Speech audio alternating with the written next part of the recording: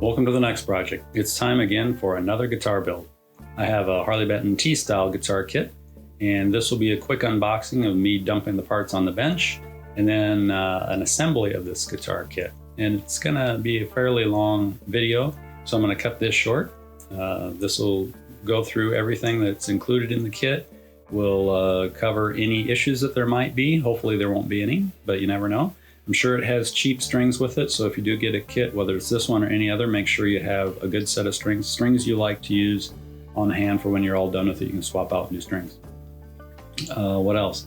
I'll give you some sound samples at the very end of this video so you can get a feel for if it's twangy or muddy or makes no sound at all, which could happen. This guitar will then be used to launch my next mod series, which will be an Acoustasonic inspired clone build.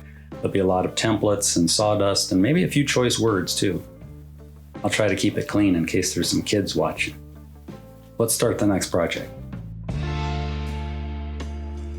This is not going to be an instruction of how to take parts out of a box. You'll have to find that informational video somewhere else. Looking at the parts in the box, the neck and the body are very nicely made. The body does have a couple little issues which we'll cover shortly. And there were a few small parts missing from the box, nothing overly important, but things that are shown in the instructions, but not in the box. Again, nothing really important. Other than that, it all looked pretty good. The headstock as delivered, they leave you quite a bit of extra meat on the bone, so you can carve it up and come up with something tasty, I hope. I'm not going to give you a spoiler and tell you what I'm going to do. You'll have to tune back in to my mod project to see what actual shape I come up with.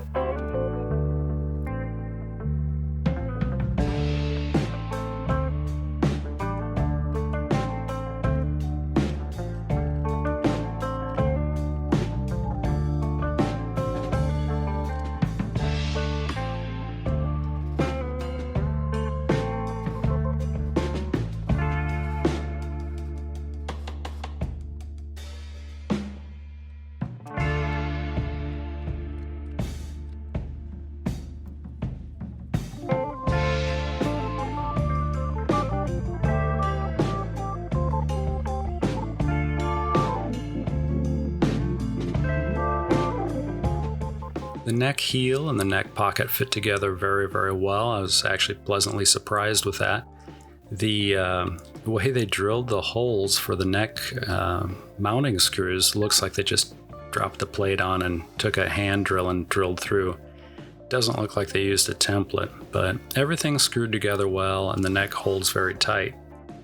I would have liked to see them change the depth of the neck pocket. As you'll see later, I have trouble getting the string action where I want it, so I have to resort to adding a shim. I'll take care of that issue in the mod project.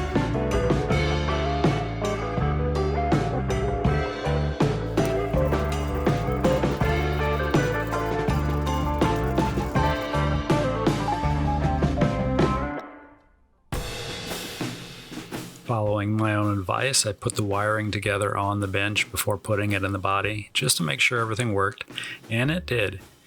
Here, I'm getting ready to strip a little extra insulation off of the ground wire, giving a few twists, and put a little pigtail in the stripped end. Now, the metal bridge will screw down to the body and sandwich that little chunk of stripped wire between the bridge and the body, and that ends up being a no solder connection. It works well.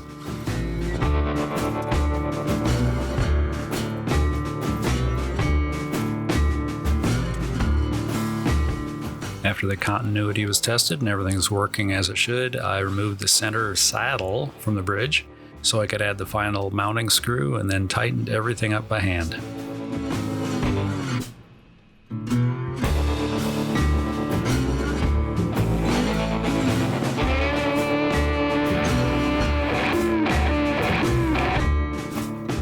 This project was going way too easy, and it's time to pay for that.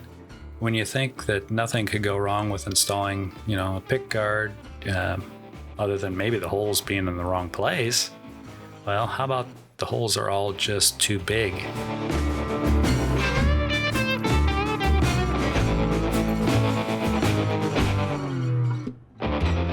So far the project's going pretty well. However, I did run into my first strange thing.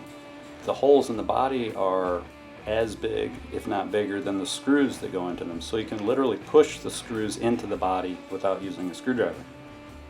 So we have to fix that, and it's going to be really simple. It's something that you shouldn't have to do, but if it happens, you'll know what to do. Get some round toothpicks, little wooden ones, or some bamboo skewers, which would be a little too big possibly, but hopefully toothpicks will do the trick. A little bit of glue. You can even use like the white Elmer's kind of glue, the school glue. Don't use a stick glue, but Elmer's, the white liquid glue, or I'm going to use Tight Bond because it's what I have out here in the garage. It's going to be really simple. We're just going to plug the holes, cut the toothpicks off to length, and then screw it together. Very strange, but simple. Let's keep going.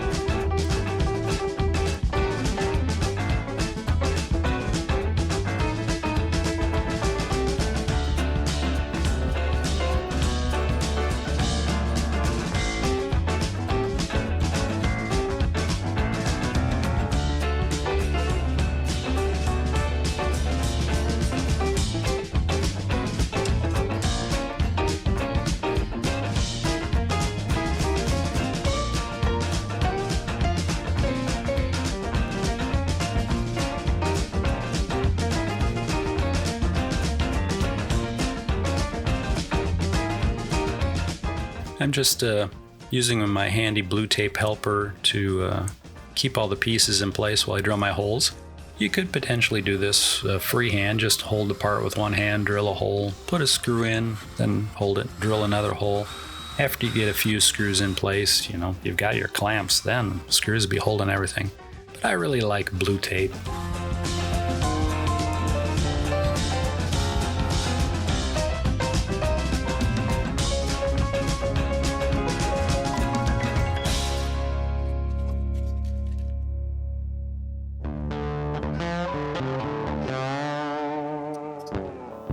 Finishing up the wiring here couldn't be much easier. Well, it could be easier. They could have color coded it so it was obvious, but you got a 50-50 chance. And if you really look at the switch and understand how the switch works, you'll get it right the first time. You could actually do it blind. Not that I'm saying anybody should try to do this with their eyes closed, but if you did, you'd probably get it right on the first chance. And if you could find the wires, I guess you would. But anyway, it all went together well. Put the mounting plate on the output jack, tightened up the screws in the cover, and added the output jack into the hole. And the factory did a pretty good job getting this centered. It's close enough most people will never know.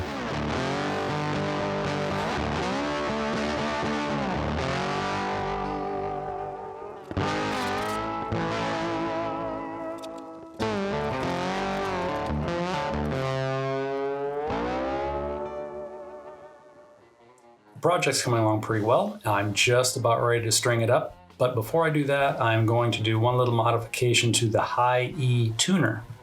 The hole where the string goes through in the tuner, I have found, is an area where the string quite often breaks. And for the longest time, I've been blaming cheap strings for that, or, operator error.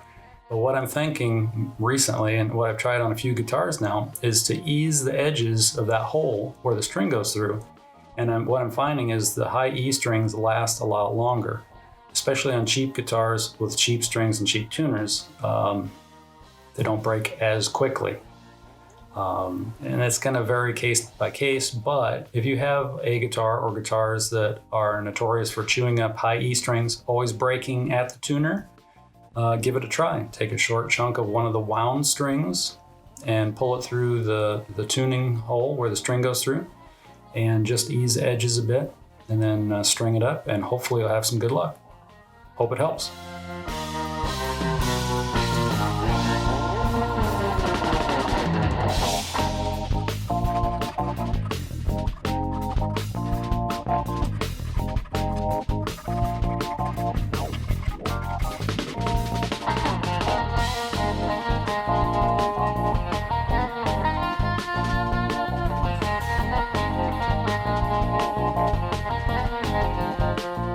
If you buy one of these kits, keep in mind this is not $1,000 guitar in a cardboard box that you received for $75.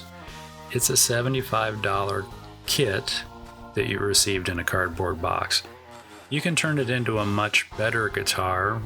You'll have to spend some money. It does need some upgrades. It does need a little love and attention. And, you know, it's a fun project. I guess we should remember it's a $75 guitar. People are gonna say you wasted your money, you should have, whatever. You know, people are gonna hate no matter what you do. But it's a fun project. It's a decent guitar. And, you know, just have fun.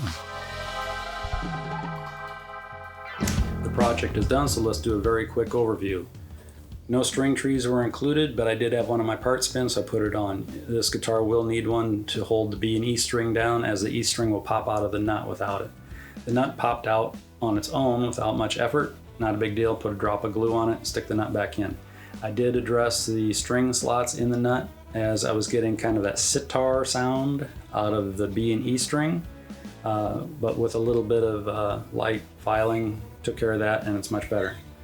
The neck to bridge angle was non-existent. With the saddles all the way down on the deck, my action was still pretty high, so I did add a 1.2 to 1.5 millimeter shim at the back end of the neck to raise the neck angle or increase the neck angle. So I was able to run the saddles up off the deck and get string action that's closer to where a person might like it.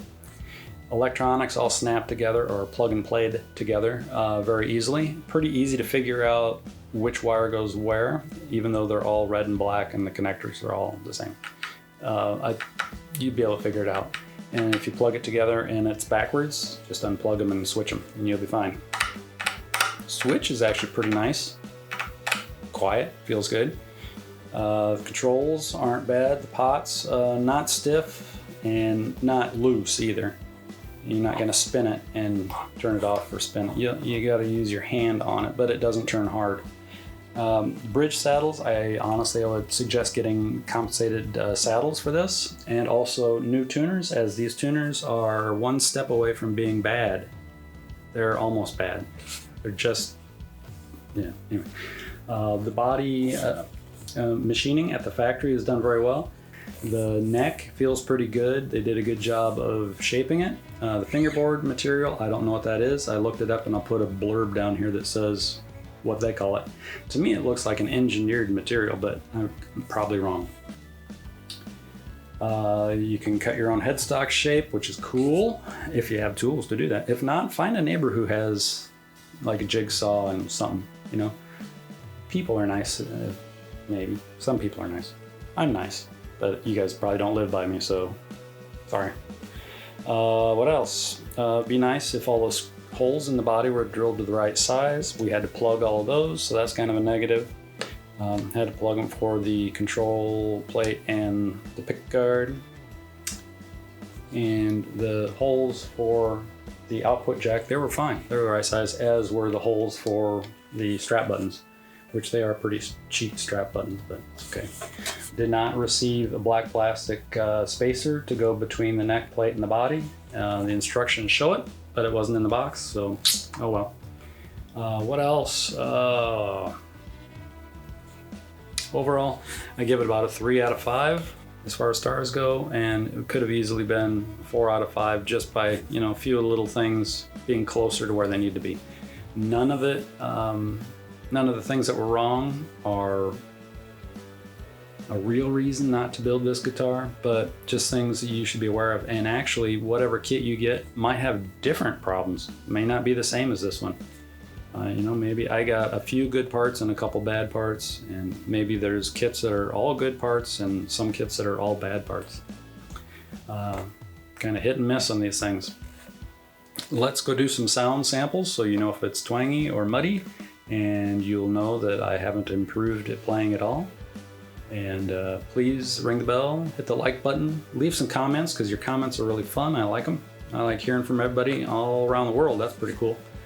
All right, let's wrap this one up and get ready for the series that's going to follow this as we cut this guitar apart. That'll be fun.